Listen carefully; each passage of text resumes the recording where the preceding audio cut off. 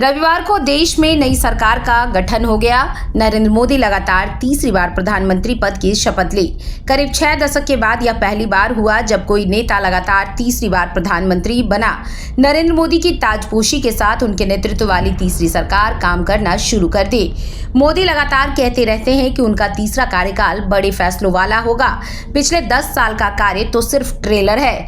जब उन्हें एनडीए संसदीय दल का नेता चुना गया तब भी उन्होंने ये बातें दोहराई। मोदी के दूसरे कार्यकाल में जम्मू कश्मीर से धारा 370 का हटाना, राम मंदिर का निर्माण, नागरिकता अधिनियम कानून का लागू होना बड़े फैसलों के रूप में गिना जाता है। ऐसे में लोगों के मन में भी सवाल है कि आखिर इस बार एनडीए सरकार कौन से बड़े और कड़े फैसले ले सकती है। आखिर किन क्षेत्रों में बड़े निर्णय हो सकते हैं। लोकसभा चुनाव 2024 में भाजपा के घोषणा पत्र में एक देश एक चुनाव का वादा किया गया है। नरेंद्र मोदी समेत भाजपा के तमाम बड़े नेता इसे लागू करने की वकालत कर रहे हैं। दरअसल नरेंद्र मोदी ने 2019 के स्वतंत्रता दिवस पर एक देश एक चुनाव का जिक्र किया था। तब से अब तक कई मौकों पर भाजपा की ओर से एक देश एक चुनाव की बात की जाती रही है। दरअसल एक देश एक चुनाव की बहस 2018 में विधि आयोग के एक मसौदा रिपोर्ट के बाद शुरू हुई थी। उस रिपोर्ट में आर्थिक वजहों को गिनाया गया था। आयोग का कहना था कि 2014 में लोकसभा चुनाव का खर्च और उसके बाद हुए विधानसभा चुनाव का खर्च लगभग समान रहा है। वहीं साथ साथ चुनाव होने पर यह खर्च 50-50 के अनुपात में बंट जाएगा। फिलहाल पूर्व राष्ट्रपति रामनाथ कोविंद की अध्यक्षता में एक समिति का गठन किया गया है। समिति ने अपनी रिपोर्ट भी राष्ट्रपति को सौंप दी है। अब तीसरे कार्यकाल में एनडीए सरकार इसे लागू करने पर जोर दे सकती है। एनडीए सरकार में प्रमुख दल बन चुकी जदयू ने भी इस पर अपना समर्थन जताया है।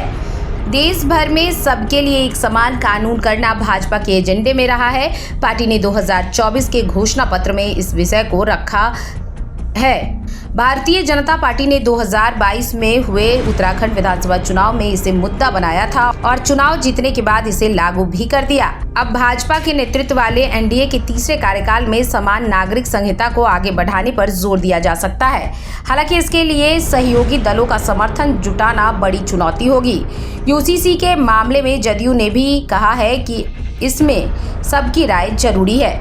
नरेंद्र मोदी अक्सर अपने भाषणों में भारत की वैश्विक नेता के रूप में स्थिति को मजबूत करने पर जोर देते हैं। अपने तीसरे कार्यकाल में मोदी की विदेश नीति के लक्ष्य होंगे संयुक्त राष्ट्र सुरक्षा परिषद में भारत की लंबे समय से प्रतीक्षित अस्थायी सदस्यता को साकार करना।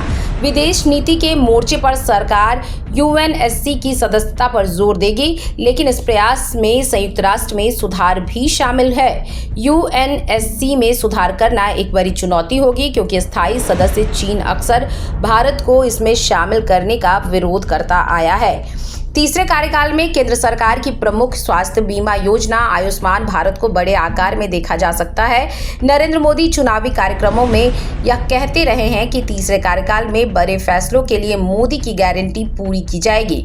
चुनाव परिणाम घोषित होने के बाद भाजपा कार्यकर्ताओं को संबोधित करते हुए मोदी ने भविष्य के लिए अपने विजन को रेखांकित किया था।